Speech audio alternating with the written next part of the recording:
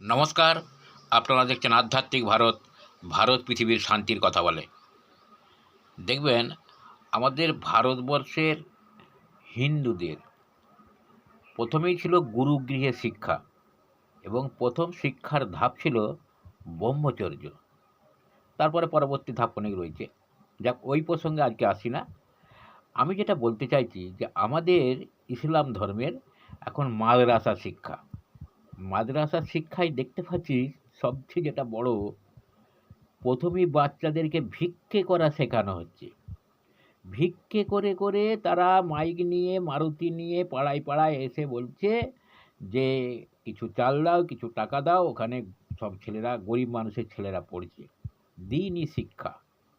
তো এরকম করে একটা বাচ্চা ছেলের হাতে চেক ধরিয়ে, তাকে একটা বস্তা ধরিয়ে পাড়ায় পাড়ায় বলছে যাও চাল চেয়ে নিয়ে এসো। তো আপনার ছেলেকে আপনি মাদ্রাসায় পড়াতে যাচ্ছেন, পড়াতে পাঠিয়েছেন, সেখানে এই ভিক্ষাবৃত্তি শেখার জন্য? তার তো এই ভিক্ষাবৃত্তিটা ছোট থেকে শেখানোর ফলে লোকের কাছে চাওয়া যে কত বড় অন্যায়, কত বড় অপরাধ ধর্মের ক্ষেত্রে, সেই শিক্ষাটা সে কিন্তু প্রথমেই পেয়ে যাচ্ছে। আর মাদ্রাসায় শিক্ষা কি দেওয়া হচ্ছে?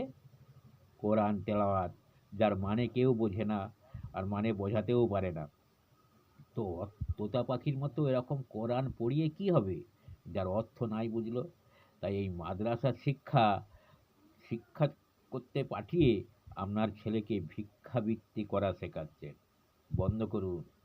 সত্যিকারের শিক্ষা অর্জন করতে গেলে সেখান থেকে যারা পাস করে বেরোচ্ছে মাদ্রাসা থেকে, কই এখন পর্যন্ত বিরাট বড় আলেম, সাধক, এরকম তো কই বের হয়নি। আর সত্যিকারের আলেম হতে গেলে, সত্যিকারের সাধক হতে গেলে কই কোনো শিক্ষার দরকার হয়নি।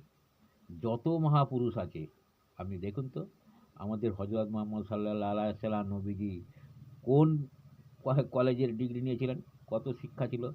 রামকৃষ্ণ পরমহংসদেব কোন ইউনিভার্সিটি থেকে ডক্টরেট হয়েছিল? আছে? সাধক বামাখ্যাপা, খাজা মঈনুদ্দিন চিশতি, কোনো শিক্ষাগত যোগ্যতা থাকেনি। অতএব ধর্মের জন্য, সাধনার জন্য শিক্ষার দরকার নাই। যে শিক্ষাটা দরকার সেটা স্বতঃস্ফূর্তভাবেই সে জন্মগতভাবেই পেয়ে যাবে, আল্লাহকে বা ঈশ্বরকে পাওয়ার জন্য।